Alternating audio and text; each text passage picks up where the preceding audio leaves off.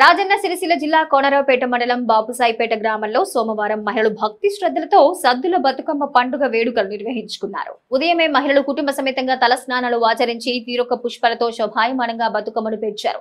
ప్రకృతినే పూజించే పండుగ బతుకమ్మ పండుగని మహిళలందరూ ఒకే చోట చేరి సంప్రదాయ దుస్తుల్లో బతుకమ్మ ఆటపాటలతో సందడి చేశారు. తమ తమ వాడలో బతుకమ్మ ఆటపాటలు పూర్తయిన తర్వాత భారీ ర్యాలీగా డప్పు చప్పులతో మహిళలు కుటుంబ సమేతంగా వెళ్లి వాగులో నిమజ్జనం చేసి వాయినాలిచ్చుకున్నారు.